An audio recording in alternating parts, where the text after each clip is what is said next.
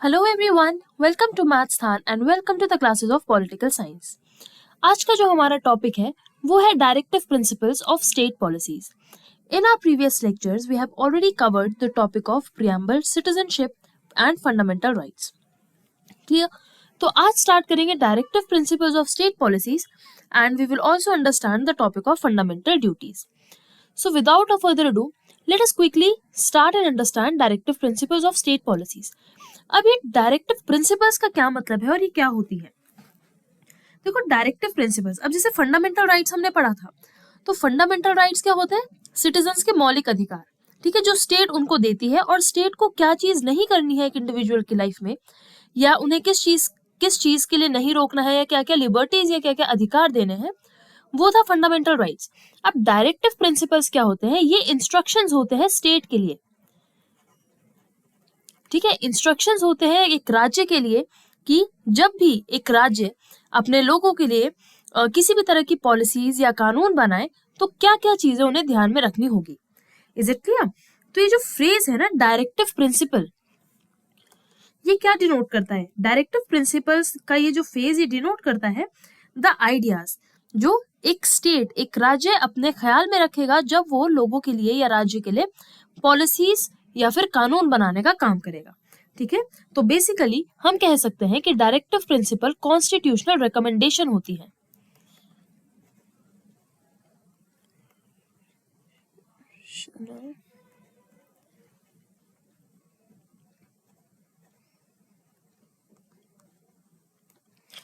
So directive principles are constitutional recommendations, यानी हमारे constitutions ने कुछ चीजें रेकमेंड करी है एक राज्य को जो कि उन्हें अपने ध्यान में रखनी होंगी जब भी वो लोगों के लिए या राज्य के लिए पॉलिसीज बनाने का काम करेंगे। तो ये चीज आपको समझ में आई?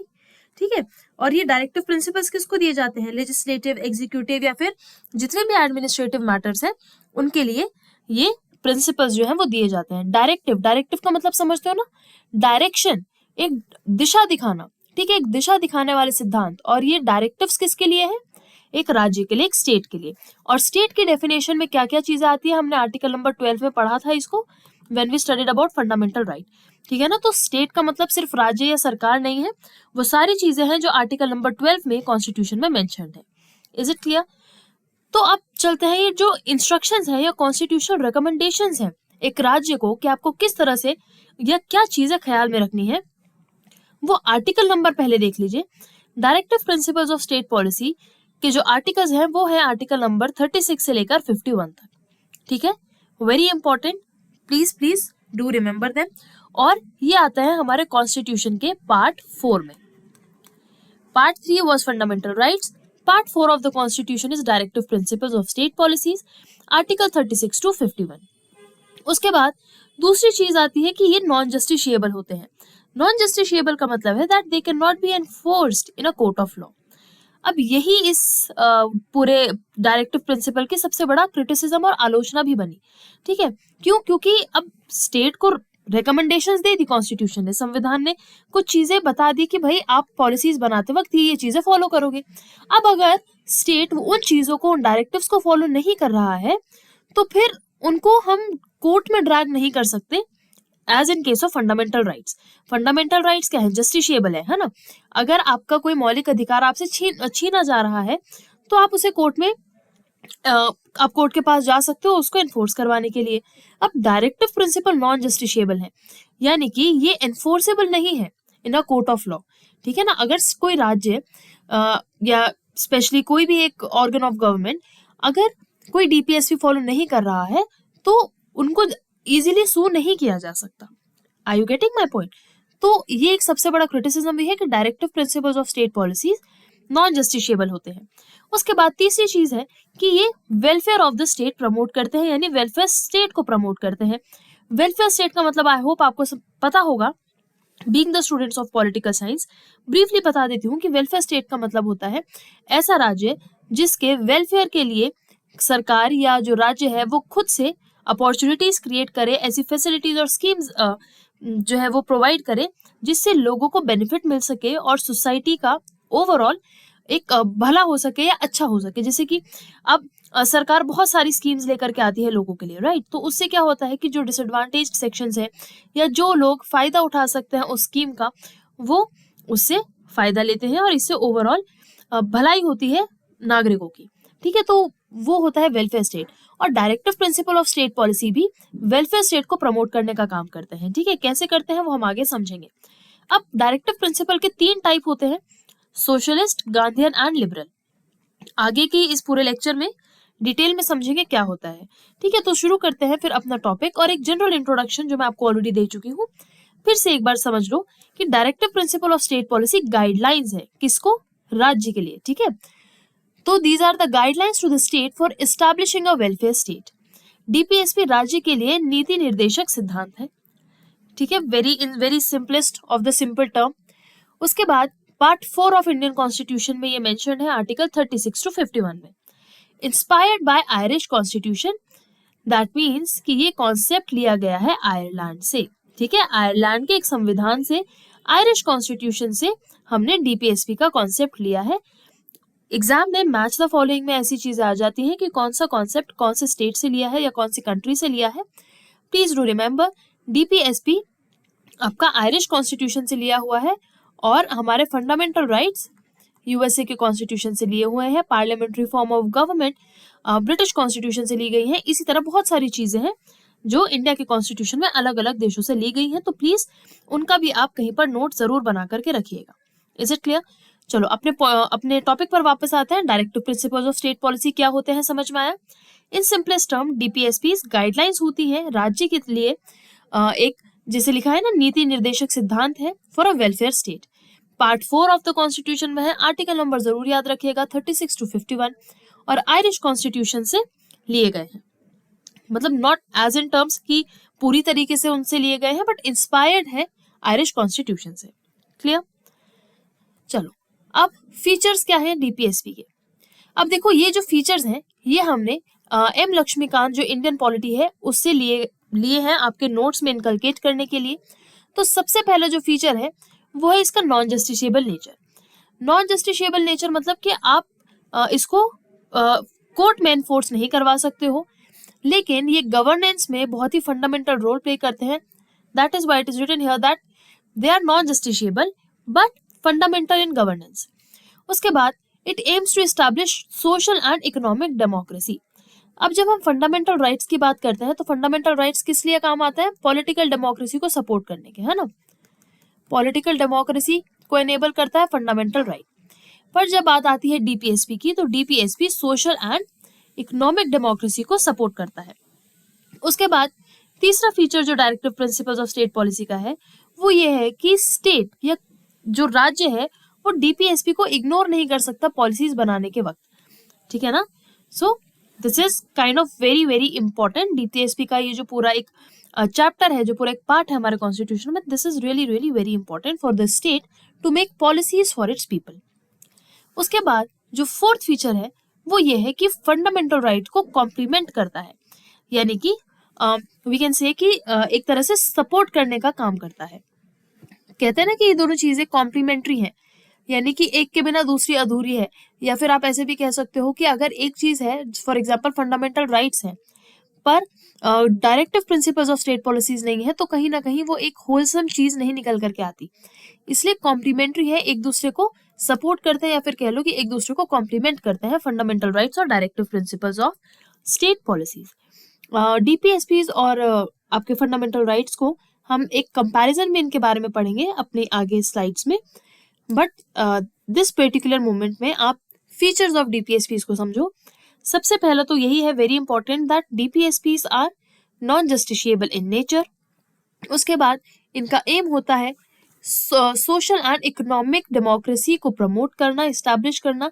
पॉलिटिकल डेमोक्रेसी के लिए there are fundamental rights, and social and economic यानी सामाजिक और आर्थिक न्याय का लक्ष्य जो है वो डीपीएसपी प्रमोट करता है। उसके बाद राज्य इनको इग्नोर नहीं कर सकता और ये फंडामेंटल राइट्स को कॉम्प्लीमेंट करती है। Is it clear? यहाँ तक तो कोई कंफ्यूजन नहीं है। Features of directive principles are simple and clear. और क्या होता है डायरेक्टिव प्रिंसिपल्स, आई होप आपको समझ में अब तक आ गया होगा, ठीक है। अब आगे बढ़ते हैं और क्लासिफिकेशंस को समझते हैं। देखो क्लासिफिकेशन में 3 टाइप्स हमने पढ़े। अपनी फर्स्ट लाइन में जब हमने अपना लेक्चर स्टार्ट किया तो हमने 3 टाइप्स पढ़े। कौन कौन से? Socialist, Gandhian and liberal. तो 3 टाइप्स में से सबसे पहला जो टाइप है वो आता है सोशलिस्ट प्रिंसिपल यानी समाजवादी सिद्धांत। और ये जो आपका socialist principle of directive principles है ना, ये एम करता है सोशल एंड इकोनॉमिक जस्टिस के लिए। ठीक है, तो अब ये कुछ आर्टिकल्स हैं और ये आपके डायरेक्टिव प्रिंसिपल्स हैं जो कि आपके सोशलिस्टिक प्रिंसिपल्स में काउंट होते हैं। और ये आपको याद रखना इंपॉर्टेंट है क्योंकि this has been asked in various examination. जो आपका एग्जाम है उसमें भी, लेक्चरर एग्जाम में, यूजीसी नेट में या फिर यूपीएससी में भी questions have been put up before कि कौन सा डीपीएसपी सोशलिस्ट है या फिर कौन सा डीपीएसपी गांधीयन नहीं है। मतलब क्वेश्चंस के तरीके अलग अलग हो सकते हैं, बट इस सेक्शन से मैक्सिमम क्वेश्चंस पूछे जा सकते हैं जब डीपीएसपी का टॉपिक आए।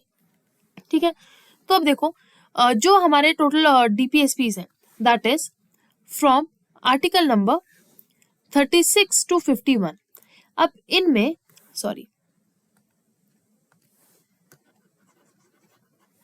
आर्टिकल नंबर 36 to 51 में बहुत सारे आर्टिकल्स ऐसे हैं जो सोशलिस्टिक है, गांधीयन है और लिबरल है, बट इनकी ना कोई फिक्स क्रोनोलॉजी नहीं है। ठीक है, जैसे कि हम कहते हैं ना कि देयर इज अ क्रोनोलॉजी कि भाई पहले 4 सोशलिस्टिक है, फिर गांधीयन है, फिर लिबरल, ऐसा नहीं है, सारे के सारे मिक्स हैं। ठीक है, तो अब हमें आर्टिकल वाइज याद रखना पड़ेगा कि कौन सा प्रिंसिपल सोशलिस्टिक है। और इसको इजीली समझने के लिए मैं आपको एक छोटी सी ट्रिक भी बताऊंगी कि आप कैसे समझ सकते हो। ठीक है, तो अब देखो पहले तो ये समझो कि सोशलिस्टिक प्रिंसिपल क्या है। सोशलिस्टिक प्रिंसिपल जो होते हैं ये रिफ्लेक्ट करते हैं समाजवादी आइडियोलॉजी को, यानी द आइडियोलॉजी ऑफ सोशलिज्म को रिफ्लेक्ट करते हैं और ये एक डेमोक्रेटिक सोशलिस्ट स्टेट बनाने की तरफ एम करते हैं एंड प्रमोट क्या करते हैं? सोशल एंड इकोनॉमिक जस्टिस को। ठीक है, तो अब समझ लेते हैं कौन से आर्टिकल्स हैं इसमें। सबसे पहला आता है आर्टिकल नंबर 38। अब जो आर्टिकल नंबर 38 है वो है सोशल ऑर्डर, यहाँ पर लिखा है बट मैं पूरा आपको बता देती हूँ। It is to promote the welfare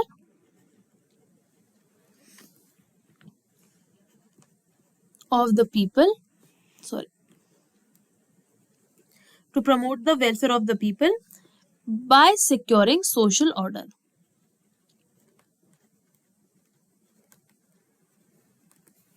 ठीक है, by securing social order and permitted by justice, socio-economic, political and यहाँ पर इसका जो एम है वो है टू मिनिमाइज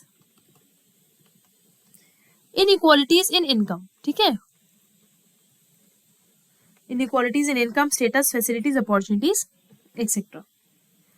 अब देखो इसमें 2 पार्ट्स हैं। आर्टिकल नंबर 38 में यहाँ पर लिखा है कि सोशल ऑर्डर, और सोशलिस्टिक प्रिंसिपल को याद रखने का तरीका यही है कि वो लोगों की भलाई से रिलेटेड होगा, लोगों को सोशली या इकोनॉमिकली बेहतर बनाने के लिए बात की जाएगी। तो जैसे यहाँ लिखा है to promote the welfare of the people, तो यहाँ लोगों के वेलफेयर की बात हो रही है, तो आप समझ जाना कि समाज में लोगों की अच्छाई की बात हो रही है, तो सोशलिस्टिक प्रिंसिपल है। अब इसके 2 पार्ट्स हैं। पहला पार्ट है to promote welfare of the people by securing a social order, और दूसरा पार्ट है टू मिनिमाइज इनइक्वालिटी। तो अभी जो आर्टिकल नंबर 38 का दूसरा पार्ट है ना, ये पार्ट सेकंड प्रोविजन जो है इसका 44th अमेंडमेंट एक्ट से ऐड किया गया है। ठीक है ना, तो to minimise inequality in article number 38 वो ऐड हुआ था 44th कॉन्स्टिट्यूशनल अमेंडमेंट एक्ट के द्वारा। ठीक है, तो आर्टिकल नंबर 38 समझ में आया क्या है? To promote welfare of the state, welfare of the people by securing social order.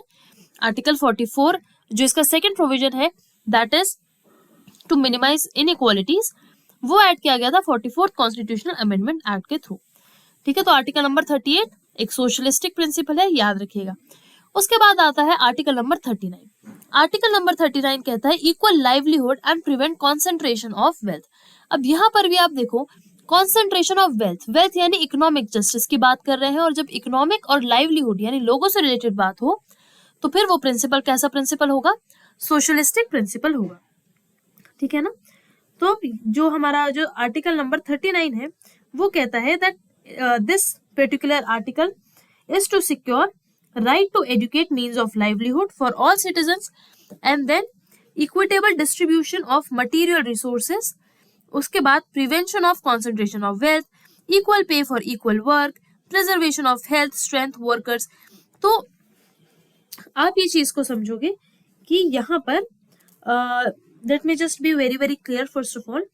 Yes, तो ये आर्टिकल नंबर 39 बात करता है इक्वल डिस्ट्रीब्यूशन ऑफ वेल्थ के, प्रिवेंटिंग कॉन्सेंट्रेशन ऑफ वेल्थ, यानी भाई किसी भी एक व्यक्ति के पास सारी की सारी वेल्थ इकट्ठा ना हो, सबको बराबर लाइवलीहुड मिल सके, ठीक है। एंड व्हाट एल्स, रिसोर्सेज का डिस्ट्रीब्यूशन किसी भी कम्युनिटी में वो इक्वल हो, ठीक है। So all that is talked about in article number 39, और आर्टिकल 39 भी एक सोशलिस्टिक प्रिंसिपल है। उसके बाद आता है article number 39A, that is providing free legal aid. अब ये जो आर्टिकल है, article number 39A, free legal aid to poor, ये आर्टिकल ऐड किया गया था by the 42nd constitutional amendment act, ठीक है, 1976। So article number 39A was added by a constitutional amendment act, and that is your 42nd constitutional amendment act।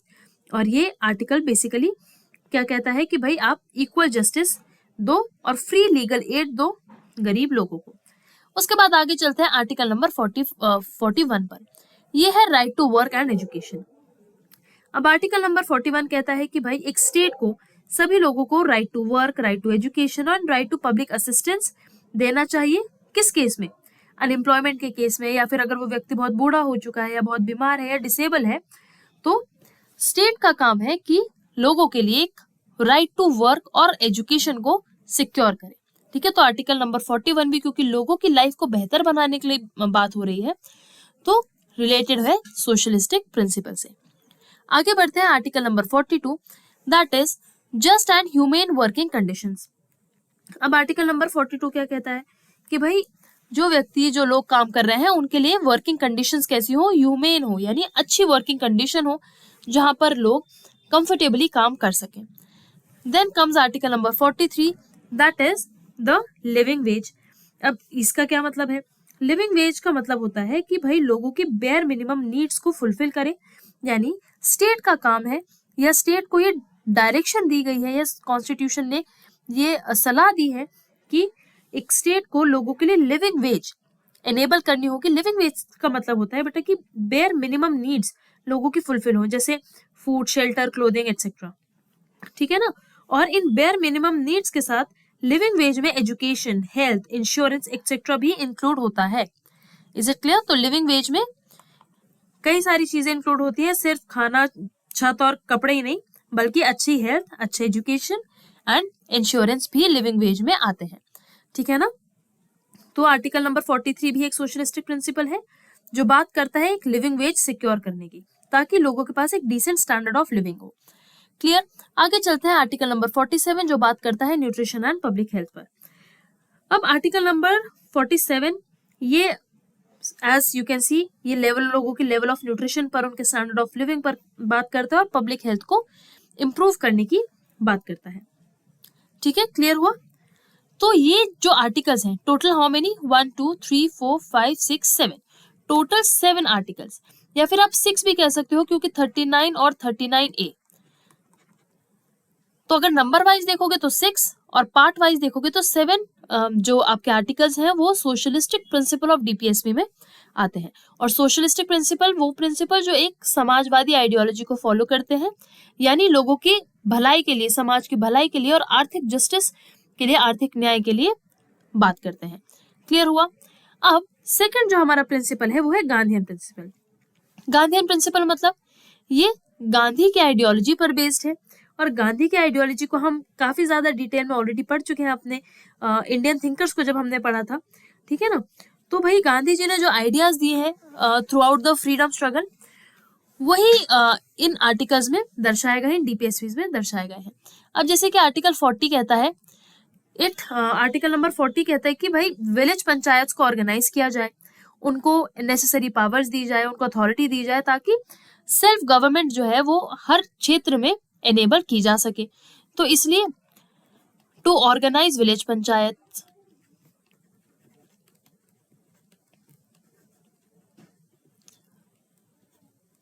To organise village panchayat, और आप सबको पता होगा कि गांधी जी ने डिसेंट्रलाइजेशन को सपोर्ट करा था, राइट। तो ये जो पंचायती राज वाला आर्टिकल नंबर 40 है, ये गांधीयन प्रिंसिपल में कंसीडर किया जाएगा। फिर आता है आर्टिकल 43 जो कि है कॉटेज इंडस्ट्रीज। आर्टिकल नंबर 43 कहता है कि भाई कॉटेज इंडस्ट्रीज को प्रमोट करो, यानी कि जो छोटे स्तर पर जो इंडस्ट्रीज हैं बेसिक लेवल पर, ठीक है, उनको आप सपोर्ट करो, कोऑपरेट करो और रूरल एरियाज में डेवलपमेंट करो। तो 43 आर्टिकल भी कॉटेज इंडस्ट्रीज को प्रमोट करने की बात करते हैं और ये भी गांधी की आइडियोलॉजी से मैच होते हैं, इसलिए गांधीयन कैटेगरी में इनको ऐड किया गया है। उसके बाद 46 आर्टिकल कहता है एससीज एंड एसटीज की अपलिफ्टमेंट, यानी जो historically disadvantage sections of society रहे हैं उनकी अपलिफ्टमेंट की बात यहाँ पर होती है कि एक राज्य को ये डायरेक्शन दी गई है कि वो बैकवर्ड क्लासेस, बैकवर्ड भी नहीं है, मैं कहूंगी कि सोशली डिसएडवांटेज्ड सेक्शंस को अच्छी एजुकेशन और इकोनॉमिक इंटरेस्ट के लिए उनके काम करना चाहिए एक स्टेट को, और उनके लिए सोशल जस्टिस को प्रमोट करना चाहिए। ये है article 46। Then comes article number 47 that is prohibition of alcohol. अब आपको पता होगा that Mahatma Gandhi was against intoxication, right. तो ये क्या करता है, ये प्रोहिबिट करता है अल्कोहल को, ठीक है, या फिर किसी भी तरीके के इंटॉक्सिकेशन या इंटॉक्सिकेटिंग ड्रिंक्स को या ड्रग्स को प्रोहिबिट करता है ये वाला आर्टिकल। और स्टेट को एक डायरेक्शन दी गई है कॉन्स्टिट्यूशन द्वारा कि भाई अंडर आर्टिकल 47 हम आपको ये सलाह दे रहे हैं कि आपको किसी भी तरीके के इंटॉक्सिकेशन को प्रोहिबिट करना है। Clear? Then comes article number 48 that is animal husbandry.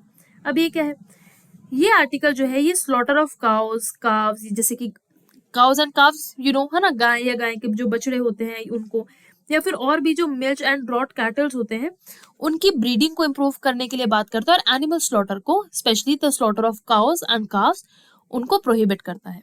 ठीक है, तो ये जो आर्टिकल्स हैं बेसिकली 5 आर्टिकल्स आपके गांधीयन प्रिंसिपल से रिलेट करते हैं। कौन से 40, 43, 46, 47, 48 याद रखिएगा आप लोग इसको। उसके बाद चलते हैं लिबरल इंटेलेक्चुअल प्रिंसिपल्स के पास।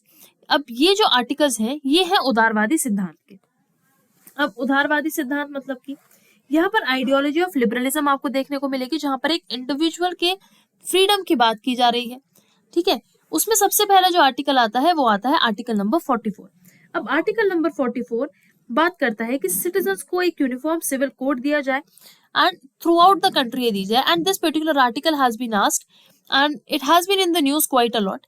ठीक है ना, स्पेशली उत्तराखंड की अगर हम बात करें तो यूसीसी काफी ज्यादा चर्चा में भी रहा है।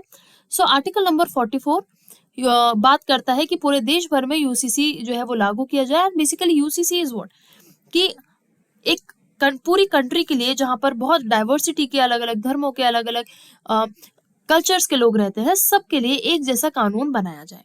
ठीक है ना, फॉर एग्जाम्पल मैरिज लॉ है तो सभी के लिए एक तरीके का मैरिज लॉ हो। ठीक है, एंड तो ये होता है बेसिकली यूनिफॉर्म सिविल कोड कि इंडिया में इतनी ज्यादा डाइवर्सिटी और अलग अलग कल्चर्स के, अलग अलग मान्यताओं के लोग रहते हैं, सबके लिए कुछ कैटेगरीज में कानून कैसे होने चाहिए, बिल्कुल समान होने चाहिए। That is article 44। Then article number 45 कहता है अर्ली चाइल्डहुड केयर के बारे में बात करता है। So article number 45 provide early childhood care and education to all the children. कब तक की एज में? Any guesses? Till the age of 6 years। ठीक है, याद रखेंगे आप लोग इसको। यहाँ पर article number 45 early childhood care की बात करता है और एजुकेशन प्रोवाइड करने की बात करता है until they complete how many years? 6 years।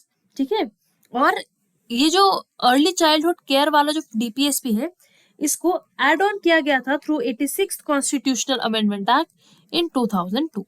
ठीक है, अमेंडमेंट्स हम बाद में आगे भी पढ़ेंगे सारे, बट जस्ट यहाँ पर आपको बता रही हूँ कि आर्टिकल नंबर 45 जो है ये 86th कॉन्स्टिट्यूशनल अमेंडमेंट एक्ट में जो है ये इसका जो एक प्रोविजन है उसको ऐड किया गया था। ठीक है ना, पहले क्या था, ओरिजिनली यहाँ पर फ्री एंड कंपलसरी एजुकेशन था for all children until they achieve the age of 14 years। पहले ये था ओरिजिनली, फिर 86 कॉन्स्टिट्यूशनल अमेंडमेंट के बाद उसमें ये वाला चेंज लाया गया था और एज को 6 years कर दिया गया था, जहां पर गवर्नमेंट को free and compulsory education till the age of 6 years देनी है। Is it clear? Then comes article number 48A। अब आर्टिकल नंबर 48 बात करता है एनवायरनमेंट को प्रोटेक्ट करने की, फॉरेस्ट को सेफगार्ड करने की और वाइल्ड लाइफ को ओवरऑल इंप्रूव करने की। तो ओवरऑल एनवायरमेंटल प्रोटेक्शन की बात करी है आर्टिकल 48A ने।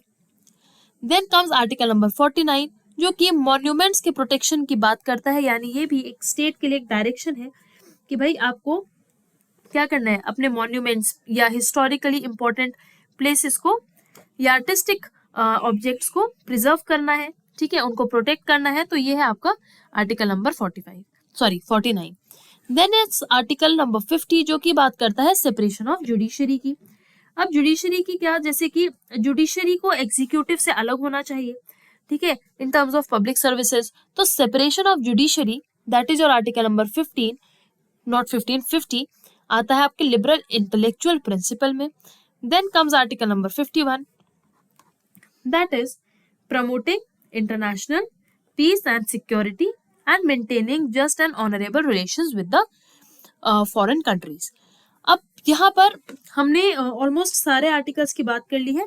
यहाँ पर 48A लिखा है, आर्टिकल नंबर 48 भी है, ठीक है, वो भी लिबरल इंटेलेक्चुअल में आता है।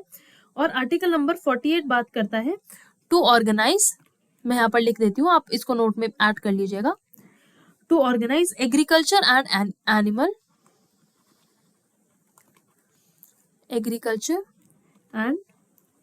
Animal husbandry on modern and scientific lines. Clear?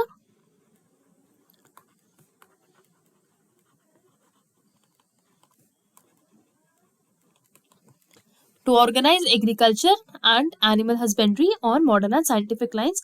Article number 48 भी लिबरल इंटेलेक्चुअल प्रिंसिपल का पार्ट है। तो ये है टोटल आपके 35 से लेकर के 51 तक के आपके DPSPs। तो आर्टिकल्स क्लियर हुए। Now let us move on to certain important articles. अब जैसे कि आर्टिकल नंबर 38 है, ये बात करता है भाई वेलफेयर प्रमोट करने की। Article 39 talks about economic justice. अभी हमने डिटेल में सभी आर्टिकल्स को जो है वो डिस्कस किया है, right. Then comes article number 40 जो बात करता है promotion of village panchayat and organising them. Then comes your article number 44, ये तो काफी previously these articles have been multiple times they have been seen in the examination. तो article 44 talks about your uniform civil code. Then comes article number 48A which talks about safeguarding the environment. And then finally article number 50 very important जो कि judiciary के separation की बात करता है, किससे, executive से सेपरेशन की बात करता है। क्लियर हुई इतनी चीज। So these are certain important articles. Although आपको सभी आर्टिकल्स के बारे में नॉलेज होनी चाहिए, आपको पता होना चाहिए कि कौन सा आर्टिकल किस DPSP से रिलेटेड है। क्लियर। अब चलो एक क्विक कंपैरिजन कर लेते हैं DPSPs और फंडामेंटल राइट्स का। हमने अपने प्रीवियस लेक्चर में फंडामेंटल राइट्स के नेचर को पढ़ा था और आज हमने DPSP के भी जो है कुछ फीचर्स को हमने पढ़ा है। तो अब इनका एक कंपैरिजन करते हैं फटाफट। सबसे पहले नेचर, फंडामेंटल राइट जस्टिशिएबल है, यानी कि इनको कोर्ट ऑफ लॉ में इन्फोर्स किया जा सकता है, they are enforceable in a court of law. और ये चीज ऑपोजिट है in the case of DPSP, यानी कि DPSP को आप एनफोर्स नहीं कर सकते हो in a court of law, so they are non justiciable in nature. अब एम क्या है DPSP का? DPSP का एम है सोशल एंड इकोनॉमिक डेमोक्रेसी को प्रमोट करना, वेयर एज फंडामेंटल राइट्स का एम है पॉलिटिकल डेमोक्रेसी को प्रमोट करना, जो कि हम ऑलरेडी डिस्कस कर चुके हैं, ठीक है। अच्छा, एनफोर्सेबिलिटी देखो, अब फंडामेंटल राइट्स को एनफोर्स करने के लिए आप कोर्ट में जा सकते हो, लेकिन directive principles of state policy एक मॉरल ऑब्लिगेशन है, यानी कि एक आई शुड से कि एक नैतिक ऑब्लिगेशन है। ऑब्लिगेशन यानी कि एक रिकमेंडेशन है, एक फर्ज है एक राज्य का कि वो डायरेक्टिव प्रिंसिपल्स को बेस्ट फॉर्म में लागू करे, ठीक है, ताकि लोगों का जो है भला हो सके और ये जो एम है वेलफेयर स्टेट को एस्टैब्लिश करने का, ये फुलफिल किया जा सके, ठीक है। तो directive principle of state policies are non justiciable, they can not be enforced in a court of law, but the state has a moral obligation, और स्टेट के लिए फंडामेंटल होते हैं in the governance, fundamental in governance. So directive principles of state policies are fundamental in governance. Please remember this term as well. Is it clear? अब चलते हैं कुछ important amendments की तरफ। तो देखो, बहुत शॉर्ट में बहुत क्लियरली मैंने यहाँ पर मेंशन किया है, ठीक है। आपको दिक्कत नहीं आएगी इसको जब आप रिवाइज करोगे या पढ़ोगे। तो 42nd कॉन्स्टिट्यूशनल अमेंडमेंट एक्ट, जिसको हम मिनी कॉन्स्टिट्यूशन भी कहते हैं क्योंकि बहुत सारे अमेंडमेंट किए गए थे इस एक्ट द्वारा। तो डायरेक्टिव प्रिंसिपल पर अगर हम सीधा सीधा फोकस करें तो आर्टिकल नंबर 39A, जहां पर free legal aid to poor की बात की गई है, वो ऐड हुआ था। 3 directive principles 42nd constitutional amendment act के थ्रू ऐड किए गए थे। दूसरा है 43A, जहां पर वर्कर्स के पार्टिसिपेशन की बात थी। एंड देन 48A, जहां पर एनवायरनमेंट के सेफगार्ड करने की बात की गई थी। तो ये जो 3 आर्टिकल्स हैं 39A, 43A एंड 48A, जितने भी ये ए वाले आर्टिकल्स हैं ना, these were added by 42nd constitutional amendment act. तो 39, फिर ए के साथ 43 और ए के साथ 48, याद रखेंगे, these were added by 42nd constitutional amendment act. कौन से हैं? Legal aid, workers participation and safeguarding the environment. Clear? उसके बाद 44th कॉन्स्टिट्यूशनल अमेंडमेंट एक्ट द्वारा केवल एक डायरेक्टिव प्रिंसिपल यहाँ पर एक प्रोविजन को ऐड किया गया था, जो हमने पहले मैंने आपको बताया भी था कि just a second, let us move on to that slide only.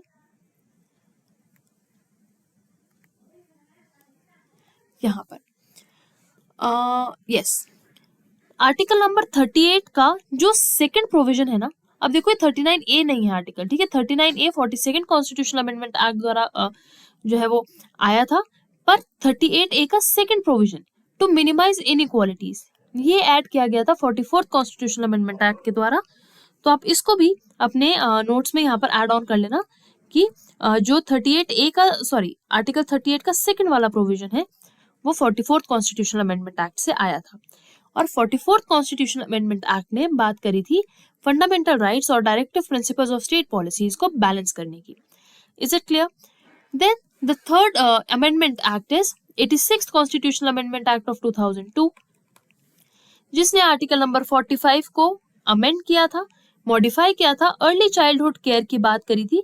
और इस अर्ली चाइल्डहुड केयर में ओरिजिनली जो फ्री एंड कंपलसरी एजुकेशन देने की बात थी वो थी till the age of 14 years, ठीक है, ओरिजिनली ये था। पर 86th कॉन्स्टिट्यूशनल अमेंडमेंट एक्ट ने उसको 6 ईयर्स तक सीमित कर दिया था, यानी कि स्टेट का ये फर्ज है that state should provide free and compulsory education to the children till the age of 6 years, ठीक है। तो ये वाला मॉडिफिकेशन आया था by 86th constitutional amendment act. Clear हुआ? अब कुछ इंपॉर्टेंट केसेस के बारे में देख लेते हैं। देखो, सबसे पहले जो केस आया था वो था चंपाकम दोराईराजन केस, ठीक है। अब सिर्फ आपको नाम याद रखना है, ईयर याद रखने की जरूरत नहीं है और एग्जैक्ट स्टेटमेंट याद रखने की जरूरत नहीं है। आपको सिर्फ इतना पता होना चाहिए कि कौन से केस में क्या चीज हुई थी। जैसे कि चंपाकम दोराईराजन केस में फंडामेंटल राइट्स को डीपीएसपी से ज्यादा इंपॉर्टेंट और महत्वपूर्ण माना गया था और कहा गया था कि फंडामेंटल राइट्स की खातिर directive principles of state policies को हम एक बार को इग्नोर कर सकते हैं, ठीक है ना। तो ये वाली चीज आई थी इन चंपाकम दोराईराजन केस, ठीक है। तो इसको ना हम बेसिकली एक कॉन्फ्लिक्ट में पढ़ते हैं कि एक कॉन्फ्लिक्ट हुआ था between fundamental rights and directive principles of state policies, और फिर इस चीज के ऊपर बहुत सारे जजमेंट्स आए थे सुप्रीम कोर्ट के, ठीक है ना। तो just for your information let me just tell you कि ये जो केस था ये 1951 में आया था सबसे पहले, ठीक है ना। और सुप्रीम कोर्ट ने यहाँ पर रूल करा था कि अगर भाई फंडामेंटल राइट्स और डीपीएसपी के बीच में कोई कॉन्फ्लिक्ट हो जाए तो फंडामेंटल राइट्स को ज्यादा इंपॉर्टेंस दी जाएगी। क्लियर? सिर्फ इतना ही आपको याद रखना है, ठीक। उसके बाद आया था गोलकनाथ केस। इन्होंने भी फंडामेंटल राइट्स की सुप्रीमेसी को कंटिन्यू किया था और ये केस आया था 1967 में। और 1967 में सुप्रीम कोर्ट ने कहा था कि पार्लियामेंट फंडामेंटल राइट्स को नहीं ले सकता, लोगों के फंडामेंटल राइट्स को नहीं छीना जा सकता अगर आपको डीपीएसपी इंप्लीमेंट करना है तो यहाँ पर भी क्या हुआ कि फंडामेंटल राइट्स की सुप्रीमेसी को कंटिन्यू रखा गया। Are you getting my point?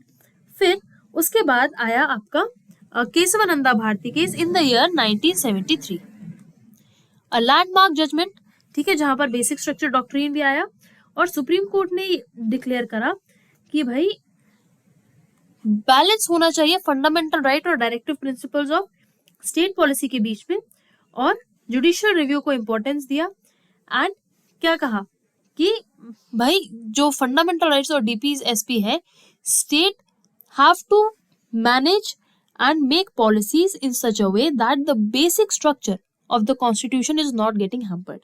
ठीक है, और उस बेसिक स्ट्रक्चर में फंडामेंटल राइट्स भी आते हैं, ठीक है ना। So are you getting my point. और जुडिशियल रिव्यू को एक बेसिक फीचर जो है वो माना गया था and it can not be taken away, ये सारी चीजें आई थी। अच्छा, अब उसके बाद चलता है मिनर्वा मिल्स केस में। मिनर्वा मिल्स केस आया था 1980 में, ठीक है। और मिनर्वा मिल्स केस में क्या हुआ था कि सुप्रीम कोर्ट ने बोला था कि इंडियन जो आपका इंडियन कॉन्स्टिट्यूशन है, this has found on the bedrock of balance between fundamental rights and directive principles of state policy.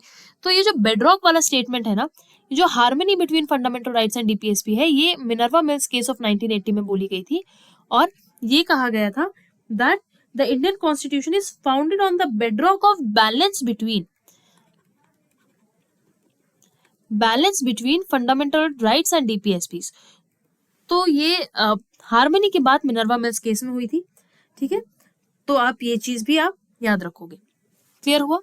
अब क्रिटिसिज्म की बात कर ले तो भाई क्रिटिसिज्म इसलिए हुआ, जैसे मैं पहले भी आपको बता चुकी हूँ कि नॉन एनफोर्सेबल नेचर जो है, यानी नॉन जस्टिशिएबल नेचर जो है डायरेक्टिव प्रिंसिपल्स का, उसको लेकर के इसको सबसे ज्यादा क्रिटिसिज्म मिला है, ठीक है। क्योंकि अगर कोई राज्य असमर्थ होता है किसी भी कॉन्स्टिट्यूशनल रिकमेंडेशन को मानने के लिए, तो we can not take them accountable for that, है ना। उनको हम अकाउंटेबल नहीं कर सकते क्योंकि we can not, it is not enforceable in a court of law. Court जाके हम सू नहीं कर सकते स्टेट को, या फिर सुप्रीम कोर्ट इस तरह का ऑर्डर नहीं दे सकता कि भाई जो राज्य है उनको क्या बोलते हैं, ये जो पर्टिकुलर आपके डीपीएसपी है उनको इम्प्लीमेंट करना ही करना पड़ेगा। तो ऐसा कुछ है नहीं, है ना। तो नॉन एनफोर्सेबल है, यानी कोर्ट्स के द्वारा इनको एनफोर्स नहीं किया जा सकता है। यही सबसे बड़ा क्रिटिसिज्म बना है डायरेक्टिव प्रिंसिपल्स का। और डायरेक्टिव प्रिंसिपल को बहुत ज्यादा वेग मतलब धुंधला होना और बहुत ज्यादा आदर्शवादी होने के लिए भी क्रिटिसाइज किया गया है। और कोई लीगल सैंक्शन नहीं है, यानी कि अगर स्टेट या राज्य असमर्थ होता है इनको अप्लाई करने में या इनको इम्प्लीमेंट करने में, तो उनके अगेंस्ट कोई लीगल एक्शन नहीं लिया जा सकता, कोई सजा नहीं मिलेगी राज्य को अगर वो इनको फॉलो नहीं करते। तो ये जितने भी आर्टिकल्स हैं, अगर स्टेट इनको फॉलो करने में असमर्थ रहती है तो भी इनके अगेंस्ट में कोई स्टेप नहीं लिया जा सकता, कोई लीगल एक्शन नहीं लिया जा सकता, ठीक है। तो ये सारी चीजें जो है ये क्रिटिसिज्म बनी directive principles of state policy की। Is it clear everyone? I hope the topic of directive principles of state policy is clear to you. Significance देख लेते हैं। Directive principles of state policy helps in policy making, ठीक है ना। Very easy, कानून बनाने में, पॉलिसीज फ्रेम करने में directive principles of state policy बहुत ज्यादा हेल्पफुल होती है। देन वेलफेयर स्कीम्स को बनाने का नॉट बेसिक्स बट बेसिस होती है, एक बेस होता है वेलफेयर स्कीम को बनाने के लिए। एंड जुडिशरी को गाइड करती है। तो ये this statement has also been asked कि जुडिशरी को राह दिखाने वाली चीज कौन सी है, तो वो है directive principles of state policy. काफी ज्यादा इंपॉर्टेंट है। It also guides judiciary, please do remember these facts as well, ठीक है ना। चलो, न्यायपालिका को मार्गदर्शन देती है directive principles of state policy. तो ये स्टेटमेंट जो है वो आया हुआ है एग्जाम में, इसलिए आपको पता होना चाहिए कि डीपीएसपी का क्या इंपॉर्टेंस है। अब चलते हैं अपने नेक्स्ट टॉपिक की तरफ, जो कि है fundamental duties. Now the topic of fundamental duties is not very detailed, और ये ओरिजिनली हमारे कॉन्स्टिट्यूशन का पार्ट भी नहीं था। कौन सा आर्टिकल रिलेटेड है फंडामेंटल ड्यूटी से? On your screen in front of you article number 51A।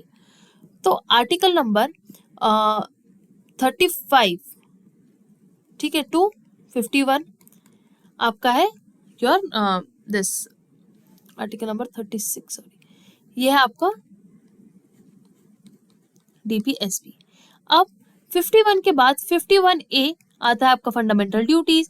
इसको ऐड किया गया था 42nd कॉन्स्टिट्यूशनल अमेंडमेंट द्वारा in the year 1976। Total 11 duties है। Originally there were 10 fundamental duties, ठीक है। तो टोटल जो फंडामेंटल ड्यूटीज थी वो 10 थी। इनिशियली पर 86 कॉन्स्टिट्यूशनल अमेंडमेंट द्वारा एक और ड्यूटी को ऐड किया गया था and now there are total 11 duties. और ये सिटीजन्स के लिए एक रिस्पॉन्सिबिलिटी है, सिटीजन्स का एक आप कह सकते हो एक फर्ज है अपने देश के प्रति कि वो सभी ड्यूटीज को निभाए। जिस तरह से एक व्यक्ति एक सिटीजन अपने अधिकार जो है अधिकारों के लिए लड़ जाता है, उसी तरीके से उसको उतना ही ज्यादा विजिलेंट होना टुवर्ड्स हिज ड्यूटीज, अपने कर्तव्यों के लिए रिस्पॉन्सिबल होना भी उतना ही जरूरी है। ठीक है, कर्तव्य रिस्पॉन्सिबिलिटीज किसके प्रति? अपने देश के प्रति। ठीक है, तो जो राइट्स और ड्यूटीज है ना वो कोरिलेटिव है और अलग नहीं किए जा सकते, है ना, कि अगर आप कुछ अधिकार ले रहे हो तो आपको कुछ ड्यूटीज भी करनी पड़ेगी अपने देश के प्रति। ठीक है ना, तो इसीलिए इस जो फंडामेंटल जो ड्यूटीज का जो आइडिया है उसको 1976 में बाद में ऐड किया गया था। ठीक है, और ये जो फंडामेंटल ड्यूटीज का आइडिया है ये कहाँ से इंस्पायर्ड है, मतलब कि इंडियन कॉन्स्टिट्यूशन ने कहाँ से इसकी इंस्पिरेशन ली है? इसकी इंस्पिरेशन ली गई है यूएसएसआर से। ठीक है, we can write it erstwhile USSR. अब तो डिसइंटीग्रेशन के बाद जो सक्सेसर बना है यूएसएसआर का वो है रशिया, बट यूएसएसआर के संविधान में फंडामेंटल ड्यूटीज का एक पार्ट है और वहीं से इंस्पिरेशन ली थी इंडियन कॉन्स्टिट्यूशन मेकर्स ने भी, और फिर बाद में इन द ईयर 1976 फंडामेंटल ड्यूटीज को भी ऐड किया गया था। ठीक है, और अगर बात की जाए तो ये जो फंडामेंटल ड्यूटीज का कॉन्सेप्ट है बहुत सारे मेजर कंट्रीज में जैसे USA, Canada, France, Germany, Australia में फंडामेंटल ड्यूटीज जैसा कोई कॉन्सेप्ट नहीं है, बट इंडिया के कॉन्स्टिट्यूशन में है and the inspiration has been taken from the constitution of erstwhile USSR. This much is clear to you. अब एक जनरल इंट्रोडक्शन समझ लेते हैं इसका भी। देखो, फंडामेंटल ड्यूटीज क्या है? मॉरल ऑब्लिगेशंस है सिटीजन्स की। ठीक है ना, मौलिक कर्तव्य नागरिकों के नैतिक दायित्व है। तो ये जो हमारी फंडामेंटल ड्यूटीज है यानी मौलिक कर्तव्य है, ये सिटीजन्स के लिए एक मॉरल ऑब्लिगेशन है। ये आते हैं part 4A of the constitution, article number 51A। Part 4, part 3 था आपका फंडामेंटल राइट्स, पार्ट 4 था आपका डीपीएसपी और पार्ट 4A है आपका फंडामेंटल ड्यूटीज। ठीक है, वेरी सिंपल, याद रखिएगा इसको। और फंडामेंटल ड्यूटीज का ये जो पूरा का पूरा कॉन्सेप्ट है, पूरा का पूरा पार्ट है, ये 42nd कॉन्स्टिट्यूशनल अमेंडमेंट एक्ट से आता है और इंस्पायर्ड है यूएसएसआर के कॉन्स्टिट्यूशन से। इतनी चीजें तो क्लियर है, बेसिक इंट्रोडक्शन। अब आगे चलते हैं, कुछ फीचर्स देखते हैं फंडामेंटल ड्यूटीज के। जैसे कि हमने अभी डीपीएसपी के फीचर पढ़े हैं, सिमिलरली पढ़ते हैं फंडामेंटल ड्यूटीज के क्या फीचर्स हैं। अब देखो, सबसे पहली बात तो ये केवल और केवल इंडियन सिटीजन्स के लिए एप्लीकेबल है। अगर कोई फॉरेन सिटीजन आता है तो हम उसको ये चीज के लिए दबाव नहीं डाल सकते कि आपकी फंडामेंटल ड्यूटी है कि आप ये चीज करें इंडिया में रह करके, आप उसको प्रेशराइज नहीं कर सकते। जो फंडामेंटल ड्यूटीज है they are only applicable to the citizens of India. उसके बाद ये भी नॉन जस्टिशिएबल है, यानी नॉट इन्फोर्सेबल बाय कोर्ट्स। अगर कोई व्यक्ति अपनी ड्यूटी को नहीं निभा रहा है तो फिर कोर्ट्स उनसे ड्यूटी को जबरदस्ती नहीं करवा सकते। These duties are not enforceable in a court of law, यानी ये भी नॉन जस्टिशिएबल है, just like DPSPs. Clear? So this is one thing. तो these are also what? Non justiciable, just like DPSP. उसके बाद ये एक मॉरल कोड ऑफ कॉन्डक्ट की तरह काम करते हैं कि भाई हमें देश में किस तरह से नागरिकों को अपनी कर्तव्यों को निभाना चाहिए। तो एक नैतिक आचार जो है ये दिखाते हैं। उसके बाद this promotes discipline and patriotism in the citizen, लोगों में डिसिप्लिन और देशभक्ति की भावना को जगाते हैं फंडामेंटल ड्यूटीज। और फंडामेंटल ड्यूटीज को एनफोर्स किया जा सकता है पार्लियामेंट द्वारा थ्रू अ लॉ, यानी कि पार्लियामेंट लोगों के फंडामेंटल ड्यूटीज को चाहे तो लागू कर सकता है, एनफोर्स कर सकता है कोई कानून बनाकर। ठीक है, जैसे कि रिस्पेक्टिंग द नेशनल फ्लैग, ये हमारी फंडामेंटल ड्यूटी है, पर यदि कोई व्यक्ति नेशनल फ्लैग की रिस्पेक्ट नहीं कर रहा तो अब ये एनफोर्सेबल तो नहीं है कोर्ट ऑफ लॉ में, लेकिन हमारे पार्लियामेंट ने एक कानून बना रखा है कि अगर कोई भी व्यक्ति नेशनल फ्लैग की डिसरिस्पेक्ट करेगा तो फिर उसको कड़ी सजा मिलेगी। तो इसीलिए फंडामेंटल ड्यूटीज को एनफोर्स किया जा सकता है पार्लियामेंट द्वारा, अगर पार्लियामेंट कोई कानून बना दे तो। Clear? So these were certain features of fundamental duties.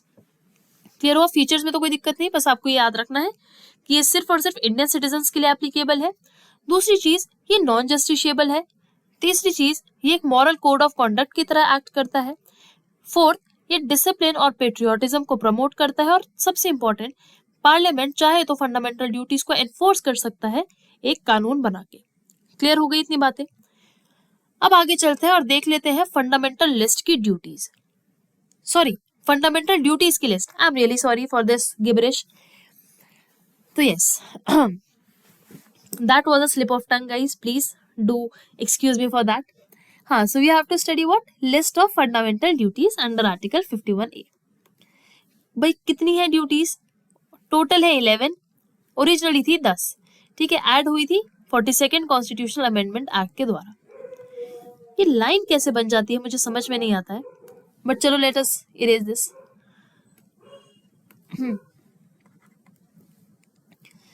चलो ड्यूटीज देख लेते हैं भाई। एज अ सिटीजन, नागरिक होने के नाते हमारी क्या क्या कर्तव्य बनते हैं हमारे देश के प्रति। सबसे पहला, to abide by the constitution and respects it ideals and institutions, national flag and national anthem. अब ये जो एक लाइन है ना, यहीं से एक क्वेश्चन पकड़ा गया था इन यूपीएससी। कंफ्यूज करने के लिए क्या दिया कि भाई फंडामेंटल ड्यूटीज कौन सी है, 4 ऑप्शन दे दिए, ठीक है। सबसे पहले लिख दिया to respect national flag, national flag and national song. तो एंथम की जगह नेशनल सॉन्ग को रिस्पेक्ट करने की बात लिख दी। अब सॉन्ग तो मेंशन नहीं है, मेंशन क्या है, फ्लैग और नेशनल एंथम। तो क्योंकि पूरी स्टेटमेंट पढ़ने में सही लग रहा था कि it is the duty of every citizen to respect the national flag and national song, तो बहुत सारे बच्चों ने इसको सही मार्क कर दिया, हालांकि ये गलत था क्योंकि नेशनल फ्लैग और नेशनल एंथम को रिस्पेक्ट करने की बात हो रही थी, ठीक है ना। तो इसलिए जब भी पढ़ रहे हो आर्टिकल्स को बहुत क्लियरली वर्ड्स को पढ़ना है, ठीक है। तो पहला ड्यूटी क्या है कि भाई कॉन्स्टिट्यूशन से you have to abide by the constitution. एक बार यहाँ पर देख लो हिंदी में भी, संविधान, राष्ट्र ध्वज व गान का सम्मान, ठीक है। अच्छा, उसके बाद second duty, to cherish ideals of the freedom struggle, यानी फ्रीडम स्ट्रगल के हमारे जो भी आइडियाज थे उनको चेरिश करना, ठीक है। अब एक बार हिंदी में भी इसको देख लो, स्वतंत्रता संग्राम के आदर्शों का पालन करना, ठीक है। ये आपका एक हमारा एक फंडामेंटल ड्यूटी है। Then moving on, to uphold sovereignty, unity and integrity of India, देश की एकता व अखंडता की रक्षा करना भी हमारी एक फंडामेंटल ड्यूटी है। Then comes to defend the country, अपने देश को डिफेंड करना, अपने देश की रक्षा करना हमारी एक फंडामेंटल ड्यूटी है। उसके बाद to promote harmony and brotherhood,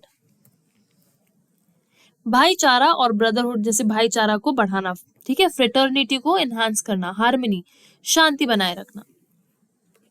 to preserve its rich heritage, संस्कृति की रक्षा करना। देखो इनको पढ़ लो अच्छे से, ठीक है। ये अभी तो हम just one by one we are just going through it, but it is kind of very important for you all, ठीक है। चलो आगे, टू प्रोटेक्ट द एनवायरमेंट, यानी हमारे एनवायरमेंट की रक्षा करना, पर्यावरण संरक्षण। उसके बाद टू डेवलप साइंटिफिक टेम्पर, यानी वैज्ञानिक दृष्टिकोण विकसित करना भी हमारी फंडामेंटल ड्यूटी है, याद रखना। टू सेफगार्ड पब्लिक प्रॉपर्टी,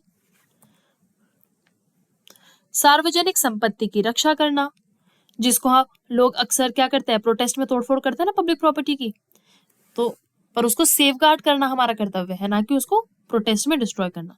चलो आगे, टू स्ट्राइव फॉर एक्सीलेंस, उत्कृष्टता की ओर प्रयास, हर व्यक्ति को अपने एक्सीलेंस की तरफ भागना चाहिए, जैसे आप लोग एग्जाम की तैयारी कर रहे हो, राइट।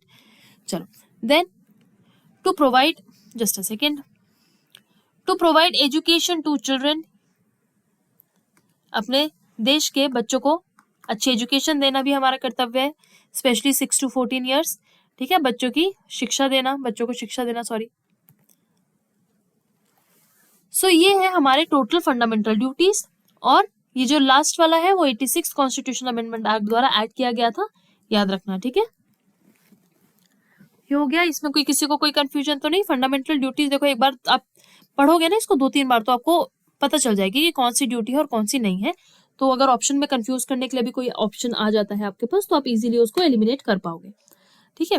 चलो अब आगे चलते हैं। अब इम्पोर्टेंट कमिटी बहुत इंपॉर्टेंट है ये। स्वरण सिंह कमेटी काफी ज्यादा इंपॉर्टेंट है फंडामेंटल ड्यूटीज के कॉन्सेप्ट में, और यही वो कमेटी थी जिसने रेकमेंड किया था कि फंडामेंटल ड्यूटीज को कॉन्स्टिट्यूशन का हिस्सा होना चाहिए। ठीक है ना, तो ये जो है वो काफी ज्यादा कह सकते हैं कि महत्वपूर्ण कमेटी रही है। ठीक है ना, तो स्वरण सिंह कमेटी सेटअप की गई थी इन द ईयर 1976। 1976 में कांग्रेस पार्टी ने सरदार स्वरण सिंह कमेटी को बिठाया था, और फंडामेंटल ड्यूटीज के ऊपर या जो भी जरूरत उनको महसूस हो उसके लिए कुछ रिकमेंडेशंस के लिए बेसिकली उनको बिठाया गया था। और इस कमेटी ने ये रेकमेंड किया था कि भाई फंडामेंटल ड्यूटीज का ना संविधान में एक अलग से पूरा का पूरा चैप्टर होना चाहिए, और ये कहा था कि सिटीजन्स को अवेयर करो कि जिस तरह वो अपने अधिकारों को एंजॉय कर रहे हैं ना, उसी तरह अपने कर्तव्य को भी समझे और देश के प्रति अपनी ड्यूटीज को फुलफिल करे। ठीक है, तो इसलिए सेंटर ने क्या करा था, 42nd कॉन्स्टिट्यूशनल अमेंडमेंट एक्ट लेकर के आए थे। हालांकि 42nd कॉन्स्टिट्यूशनल अमेंडमेंट एक्ट द्वारा बहुत सारे चेंजेस हुए थे, बट उसमें फंडामेंटल ड्यूटीज को ऐड करना भी एक अमेंडमेंट किया गया था। ठीक है, और इस कमेटी के चलते ही आर्टिकल नंबर 51A और part 4A of the constitution को बनाया गया था। ठीक है, चलो अब इनिशियली स्वरण सिंह कमेटी ने टोटल 8 फंडामेंटल ड्यूटीज को इनकॉर्पोरेट करने की बात करी थी। ठीक है ना, मतलब कॉन्स्टिट्यूशन में टोटल 8 फंडामेंटल ड्यूटीज की बात करी थी, लेकिन कुछ रिकमेंडेशंस ऐसी थी जिनको एक्सेप्ट नहीं किया गया था कांग्रेस पार्टी ने, और उनको कॉन्स्टिट्यूशन में इंक्लूड नहीं किया गया था। ठीक है ना, अब वो कुछ ड्यूटीज थी जो आई थिंक कहीं ना कहीं आपको पता होनी भी चाहिए, कहीं ना कहीं not that important for your examination basically. तो देखो, जैसे कि एक ड्यूटी थी कि अगर कोई भी व्यक्ति अपनी ड्यूटी को फुलफिल नहीं कर रहा है तो उसको पेनल्टी देनी पड़ेगी या फिर उसको पनिशमेंट मिलेगी अप्रोप्रिएट लॉ द्वारा। तो इस चीज को हटा दिया गया था कि ये चीज नहीं होनी चाहिए, राइट। तो कुछ कुछ चीजें जो है वो सेंटर ने डिलीट भी करी थी, यानी कि आपको बस इतना याद रखना है कि स्वरण सिंह कमेटी द्वारा दी गई सारी की सारी रिकमेंडेशन सेंट्रल गवर्नमेंट ने एक्सेप्ट नहीं करी थी, पर हाँ कुछ रिकमेंडेशंस एक्सेप्ट की गई थी जिसमें कि फंडामेंटल राइट्स को इनकॉर्पोरेट करने वाले एक पूरा का पूरा सेक्शन था। ठीक है ना, जैसे यहाँ पर लिखा है, और सजेस्ट किया था कि पेनल्टीज होनी चाहिए अगर कोई फंडामेंटल ड्यूटी को जो है वो वॉयलेट करता है, और टैक्सेस को पे करना इंक्लूड नहीं किया गया था। ठीक है ना, मतलब ड्यूटी टू पे टैक्सेस की आपकी फंडामेंटल ड्यूटी है कि आपको टैक्स पे करना ही करना पड़ेगा, पर इस वाले प्रोविजन को फंडामेंटल ड्यूटी का हिस्सा नहीं बनाया गया था। ठीक है, तो जो ड्यूटी टू पे टैक्सेस है ना, कि भाई जो व्यक्ति है उसको अपने टैक्सेस जो है वो पे करने हैं, इसको एक फंडामेंटल ड्यूटी सजेस्ट किया था स्वरण सिंह कमेटी ने, बट इसको गवर्नमेंट ने एक्सेप्ट नहीं किया था। ठीक है, तो ये जो दो पॉइंट्स आप देख रहे हो स्क्रीन पर, ये वो पॉइंट्स है जिनको सेंट्रल गवर्नमेंट ने फंडामेंटल ड्यूटीज में एक्सेप्ट करने के लिए नहीं माना था, और टोटल 8 रिकमेंडेशंस को जो 8 फंडामेंटल राइट्स उन्होंने दिए थे वो एक्सेप्ट करे थे और इनको एक्सक्लूड कर दिया था। ठीक है, इनको एक्सेप्ट नहीं किया था। Is it clear? तो स्वरण सिंह कमेटी बहुत इंपॉर्टेंट है, फंडामेंटल ड्यूटीज का कॉन्सेप्ट लेकर के आई थी ये कमेटी इन द ईयर 1976, और 42nd कॉन्स्टिट्यूशन अमेंडमेंट एक्ट उसके बाद आया था। क्लियर हुआ? अब आते हैं क्रिटिसिज्म के बारे में। क्रिटिसिज्म क्या है भाई फंडामेंटल ड्यूटीज का? फंडामेंटल ड्यूटीज का सिंपल सा क्रिटिसिज्म ये है कि भाई ये नॉन जस्टिशिएबल इन नेचर है, यानी कि ये भी कोर्ट ऑफ लॉ में एनफोर्स नहीं किया जा सकता, कोर्ट ऑफ लॉ द्वारा एनफोर्सेबल नहीं है। ठीक है, उसके बाद बहुत ज्यादा वेग है और जनरल है, जैसे कि कुछ कुछ टर्म्स जैसे साइंटिफिक टेम्पर, ऐसी टर्म्स को डिफाइन नहीं किया गया। ठीक है, या फिर अगर जैसे एक ड्यूटी है टू स्ट्राइव फॉर एक्सीलेंस, कि भाई एक व्यक्ति को उच्च प्रयास करना चाहिए, एक्सीलेंस की तरफ जाना चाहिए, ये कुछ ड्यूटीज बड़ी वेग है, इनका कुछ क्लियर टर्म हमें नहीं दिख रहा है या क्लियर मायने हमें नहीं समझ में आ रहे। अब साइंटिफिक टेम्पर यानी कि भाई आपको साइंटिफिक नॉलेज को डेवलप करना है, बट इन व्हाट वे आप कह सकते हो, या फिर ये हर व्यक्ति की ड्यूटी कैसे हुई, मतलब ये काफी ज्यादा वेग और जनरल सी लगी, इसमें कोई स्पेसिफिक चीजें मेंशन नहीं है, तो ये इसकी एक आलोचना बनी। फिर उसके बाद अगेन कोई लीगल सैंक्शन नहीं है इसके ऊपर, और कॉम्प्रिहेंसिव नहीं है। ठीक है ना, जैसे कि वोट करने के लिए जो ड्यूटी है कि हर व्यक्ति को वोट करना है उसकी ड्यूटी होगी, ऐसी चीजें इंक्लूडेड नहीं है हमारी लिस्ट ऑफ फंडामेंटल ड्यूटी में। तो ये कुछ एक क्रिटिसिज्म बना है, ठीक है ना। और ये भी कहा गया कि ये जो फंडामेंटल ड्यूटीज की लिस्ट है ये एग्जॉस्टिव नहीं है, ये बहुत सारे इंपॉर्टेंट ड्यूटीज, इंपॉर्टेंट टॉपिक्स को कवर नहीं करती, जैसे टैक्सेस को पे करना हो गया, या वोट डालना हो गया, या family planning and so on and so fourth. मतलब ये कहा गया कि प्रॉपर तरीके से ऑर्गेनाइज नहीं है, बहुत ही वेग और जनरल है ये fundamental duties. Is it clear? तो क्रिटिक्स ने इन कुछ बेसिस पर क्रिटिसाइज किया है, आलोचना की है हमारे फंडामेंटल ड्यूटीज की। Is it clear? अब दो इंपॉर्टेंट केसेस जो आप याद रखोगे in regards to fundamental duties. सबसे पहला है एम स्टूडेंट्स यूनियन केस। ये कहता है कि duties are more important for discipline. अगर डिसिप्लिन इनकलकेट करना है तो फंडामेंटल ड्यूटीज को समझो और फंडामेंटल ड्यूटीज को इंपॉर्टेंस दी एम स्टूडेंट्स यूनियन केस ने। उसके बाद आता है एमसी मेहता केस। इन्होंने कहा कि एनवायरमेंटल प्रोटेक्शन हमारी ड्यूटी से रिलेटेड है, तो एनवायरमेंटल प्रोटेक्शन के ऊपर फोकस किया और उसको फंडामेंटल ड्यूटी से रिलेट करने वाला जो केस था वो था MC Mehta case. Is it clear? अब फंडामेंटल ड्यूटीज का क्या संबंध है फंडामेंटल राइट्स और डीपीएसपी से? देखो, फंडामेंटल राइट्स हमारे मौलिक अधिकार है। डायरेक्टिव प्रिंसिपल स्टेट की ऑब्लिगेशन है, या कह सकते हो कि संविधान ने रिकमेंडेशंस दी है, कुछ इंपॉर्टेंट सलाह दी है जो एक राज्य को माननी पड़ेगी या माननी चाहिए लोगों के वेलफेयर के लिए। फंडामेंटल ड्यूटी क्या करता है? लोगों को रिस्पॉन्सिबल बनाता है अपने देश के प्रति, ठीक है, कि जो लोग हैं उनको भी अपनी रिस्पॉन्सिबिलिटी को समझना चाहिए। तो ये है फंडामेंटल ड्यूटीज। तो फंडामेंटल राइट्स, डीपीएसपी और फंडामेंटल ड्यूटी मिलकर के गोल्डन ट्रायंगल बनाता है, और इस गोल्डन ट्रायंगल के जो 3 कॉर्नर्स हैं वो है, सॉरी नॉट कॉर्नर्स, 3 जो साइड्स हैं वो है फंडामेंटल राइट्स, फंडामेंटल ड्यूटीज और DPSP. This has also been previously asked कि गोल्डन ट्रायंगल में कौन सी चीजें आती हैं, तो आप याद रखोगे fundamental rights, duties and DPSP together forms the golden triangle. Is it clear? Now here the lecture is over everyone. I hope आपको डीपीएसपीज और फंडामेंटल राइट्स का ये जो टॉपिक है, fundamental rights and even fundamental duties, fundamental rights we have covered in our previous lecture. तो DPSPs और fundamental duties का जो कॉन्सेप्ट है समझ में आया होगा। हमने इंपॉर्टेंट अमेंडमेंट्स, इंपॉर्टेंट केसेस, सारी चीजें कवर कर ली है from your exam point of view. So now you can just rely on this lecture, in this particular lecture, for covering your topic of fundamental duties and DPSP. ठीक है? So today's lecture is over from my side, everyone. All the best. Thank you.